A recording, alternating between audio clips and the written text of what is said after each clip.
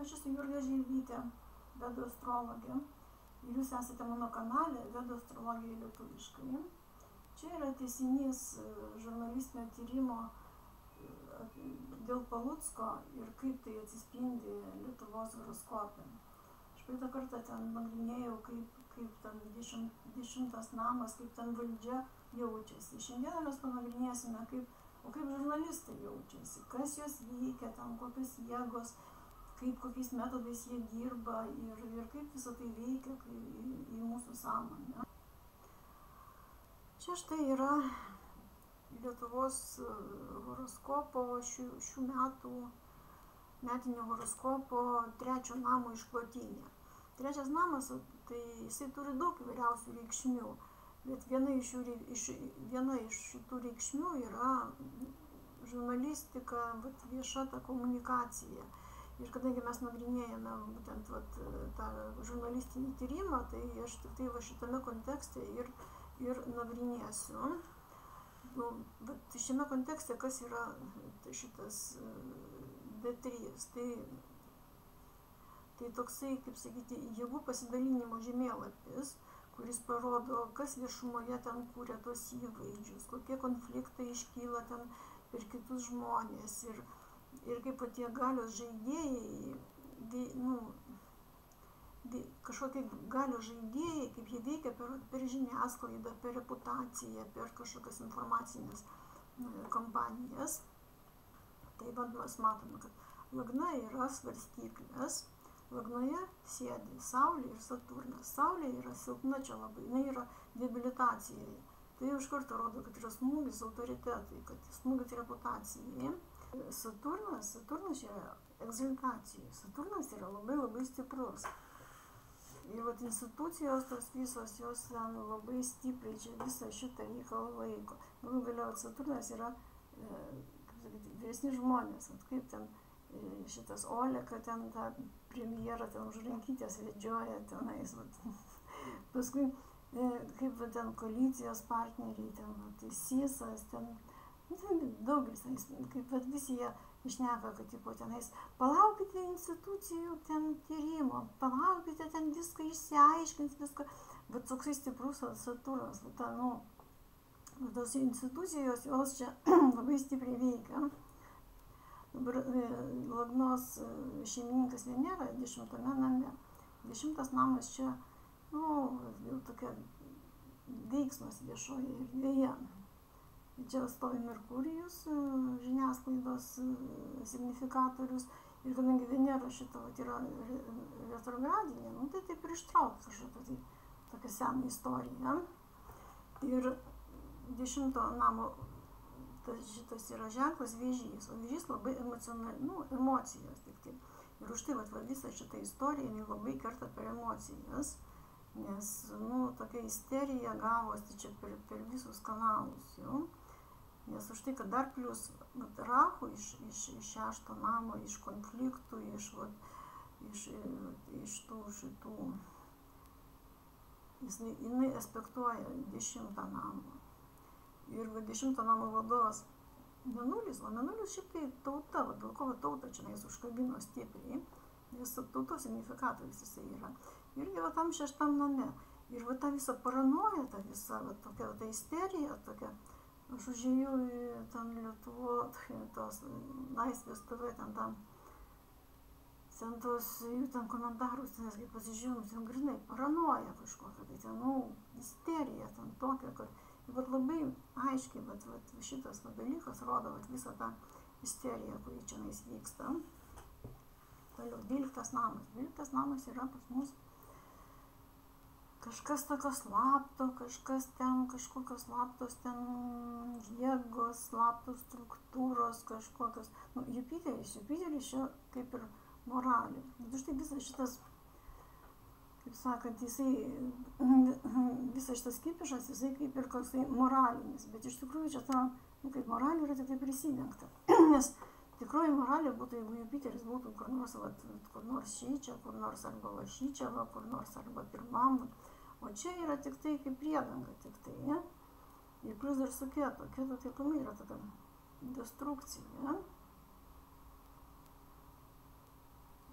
Dabar taip, Jupiteris yra trečio namo šeimininkas. Ir vėl mes turim tą pačią istoriją, kaip ir ten, vėl tokia klasikinė istorija turim. Jupiteris trečio namo šeimininkas stovi 12 name, jisai kartu dar įvaldo 6 namą ir respektuoja šitą 6 namą. Tai vėlgi, žurnalistinis tyrimas sukelia konfliktą.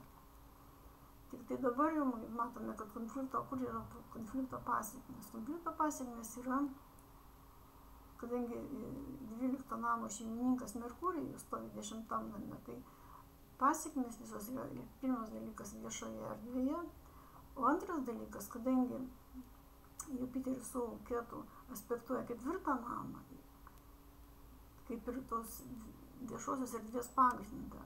Čia tas stovi Munchas. Munchas būtent įrodo, kur visa energija sueina. Taip kad visos pasekmės pagrindinai sueina į tą ketvirtą namą, į tos viešosios erdvės, kaip sakant, to pagrindo, į tokį klybinimą tokį.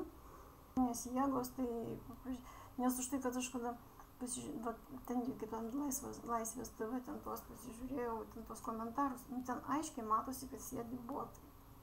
Aiškiai. Ir jie irgi dar, kaip sakant, dar padeda ten tą visą tą isteriją, ten kelti. Čia ne valstybės pagrindas, čia yra viešosios erdvės pagrindas. Bet šiais laikais viešoji erdvė, jinai yra nepaprastai svarbi, juk. Ir vat būtent tas viešosios viešojo to pagrindo, tos viešosios erdvės pagrindo, tas klibinimas toksai, destabilizacija tokia. Nes, pavyzdžiui, čia tokio konkretaus kažkokio, tai, kad būtų ten nukreipta į žmogų kažkokį, tai, tegul ten ir valdžios ten į valdžią, kad, nėra čia nais paprasčiausiai. Dabar aš čia labai ieškoju būtent kokia motyvacija, kokia yra šitų žurnalistų. Teisybę pasakius, tai jie, kaip, čia sunku, jie buvo kažkaip tai labai sunku atrasti. Pirmas dalykas, ten, kad valdžia yra ten amorali, ten kažkokia tai. Valdžia negali būti morali. Valdžios, kaip sakyti, pagrindinis valdžios, karakas šitą signifikatorius yra Saulė. Saulė yra malefikas.